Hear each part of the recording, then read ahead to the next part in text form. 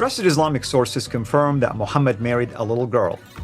To deflect attention from Muhammad's relationship with Aisha, Muslims say that Rebecca was 3 years old when Isaac married her. We expose the bizarre reasoning they use to make this desperate claim.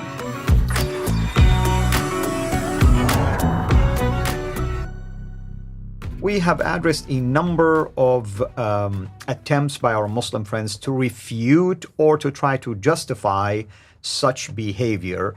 Today, we're going to address yet another attempt to refute the fact that such behavior was unacceptable. For instance, our Muslim friends will point out to the age of Rebecca in the Bible, and they would say, wasn't Rebecca even younger than Aisha when she got married? Or at least there was a proposal to marry her. And with that in mind, I'm going to turn to David. David, what do you say to that? Well, I would, here as always, I would say, read the passage, you liars, right? So this is actually one of the most disgusting responses. So we point out that according to Islam's most trusted sources, Aisha was 6 or 7 when Muhammad married her, and she was 9 when he consummated the marriage with her. We're not making that up. It's not a situation where we say, we have no idea how old she was, but let's just make a claim. We're claiming that Aisha was a certain age based on the evidence that we have. Mm-hmm. So this is according to their sources. But once they argue that, no, she wasn't 9 years old, and we show that that's a lie, and then they say, but she had reached puberty, and we show that that's false, then they start having to come up with different kinds of responses.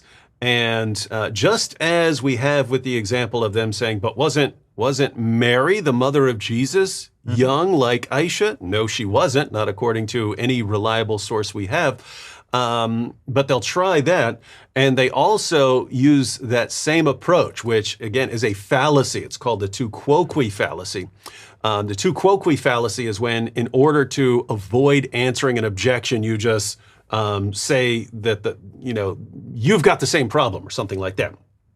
Notice that doesn't answer the issue. So if Muhammad is a pedophile, according to Muslim sources, it's irrelevant to say, but so-and-so is also a pedophile. Okay, well then there would be 2 pedophiles, right? That's right. I mean, that doesn't answer the question. Yeah, that doesn't fix the problem that Muhammad, the pattern of conduct in Islam, is a pedophile, and that it's still causing problems for little girls around the world today. So that's why it's a fallacy.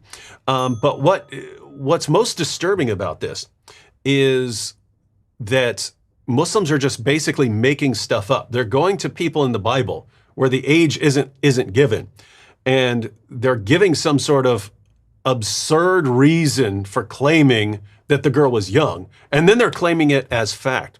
And so this one is especially disturbing because Muslims will actually say Rebecca was 3 years old when Isaac married her. Notice, Isaac is a prophet according to Islam.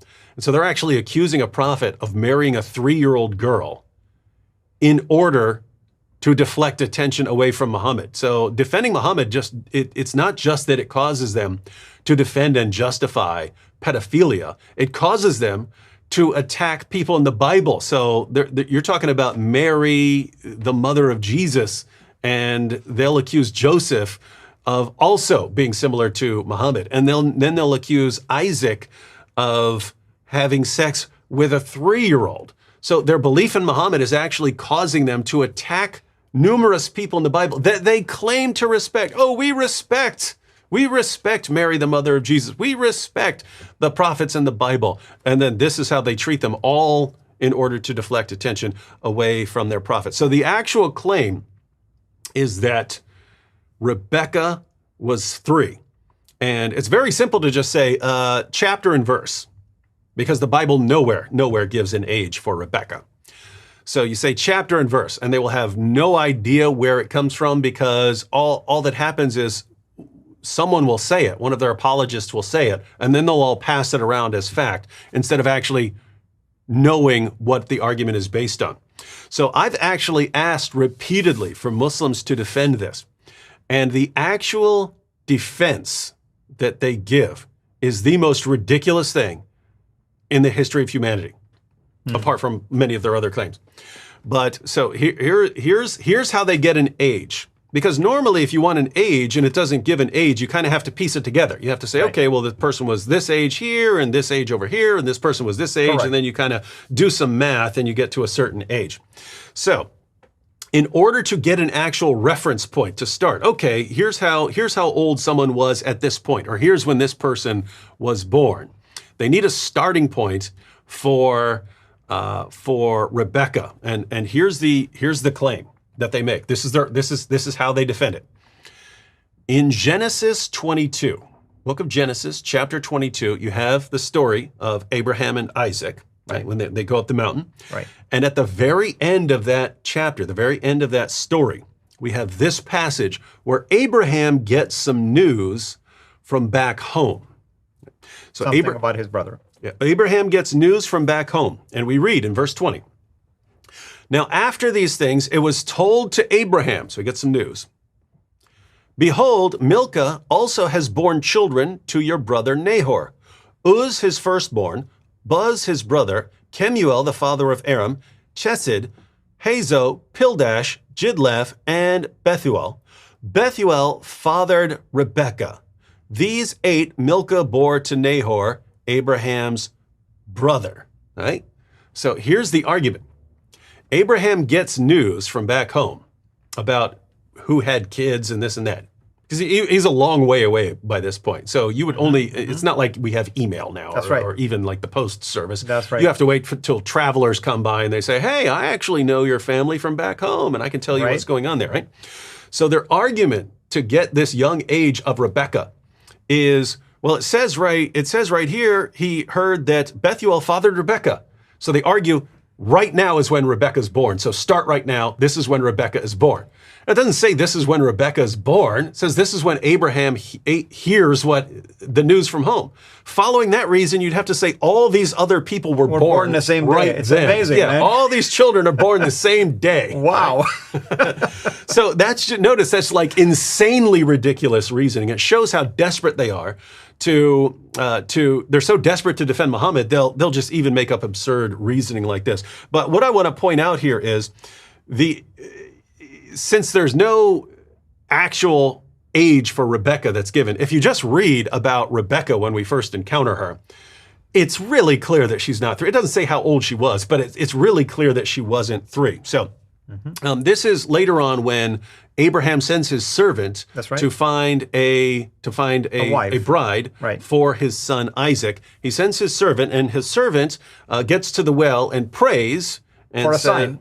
Say, I don't know what to do here. So God, could you have, people are coming out. I'll ask for a drink of water, and if someone says, yeah, and I'll take, let me water your camels too. Let that be a sign that this is the person you've chosen. So we read in Genesis 24, starting at verse 15, before he had finished speaking, behold, Rebekah, who was born to Bethuel, the son of Milcah, the wife of Nahor, Abraham's brother, came out with her water jar on her shoulder. The young woman was very attractive in appearance. Notice the young woman, the young woman. Right. The young woman was very attractive in appearance, a maiden whom no man had known. She went down to the spring and filled her jar and came up. Then the servant ran to meet her and said, please give me a little water to drink from your jar. She said, drink, my lord. And she quickly let down her jar upon her hand and gave him a drink. When she had finished giving him a drink, she said, I will draw water for your camels also until they have finished drinking. So she quickly emptied her jar into the trough and ran again to the well to draw water, and she drew for all his camels. So Rebekah draws water for 10 camels. Now, I just went and searched how much can a camel drink? And the first entry that pops up, which is from a university, a typical camel can drink 53 gallons of water in 3 minutes. Right? So let me get this straight. Muslims want to say this was a 3-year-old. So this 3-year-old is coming out to the watering hole carrying her jar, right, that she uses to draw water for the family, to bring in water for the family. That would get pretty heavy with water. And not only does she is she the one who has to go out for water? She waters 10 camels. Now, let's suppose they weren't entirely super thirsty. Let's say they just drank, 25 gallons each. This 3-year-old drew 250 gallons of water, right, for someone. So notice the argument that she was 3 is absolutely insane. And I would have to say, anyone making that argument, I don't trust you. You're a liar. There's no way you could actually interpret the text that way and not be trying to deceive us. And the only passage that we have that would give us any indication of how old Rebecca was specifically calls her a young woman. Right. And she is clearly doing something that no 3-year-old in the history of humanity could do. I have a 3-year-old right now. He would not be drawing 250 to 500 gallons of water to take care of someone. And I certainly wouldn't trust him to be going out and doing tasks like this. That's right. By himself. And it's just amazing, David, like you mentioned, out of desperation, sometimes you try to just reinterpret things to suit your agenda. And it's the same passage that you're picking from, tells you the rest of the story. How come you just only take part of it and ignore the rest of it? And also, if Rebecca was born when Abraham got the news, man, that must have been the fastest way for him to get the news. It never says that he was waiting for someone to bring the news. It just happened that he heard this was happened. And what about the rest of those that were born? It's a miracle in itself that many people were born all at the same time. And didn't it mention that the same wife had more than one child? Wow, she has triplets? That's amazing. It was way more than that, yeah. Well, folks, you see the problem, you see the dilemma. I understand why our Muslim friends do this. I would be embarrassed myself if I have to deal with this. So I can appreciate where you're coming from. But let's tell the truth. Let us stick to what the scripture is saying, and let us just face the dilemma. It is a dilemma. It is a problem. Let's just call it what it is. Thank you, David. Mm-hmm. And thank you, everyone, for watching.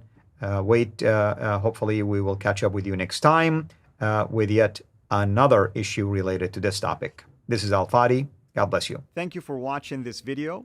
Be sure to like and subscribe to our channel, CIRA International, and click on the bell so that you receive notifications whenever we publish a new video or go live. I would also like to appeal to you to consider becoming a Patreon patron by clicking the link right below. By doing so, you can give towards the production of these videos. There are also other options for you where you can give to our channel. I thank you from the bottom of my heart.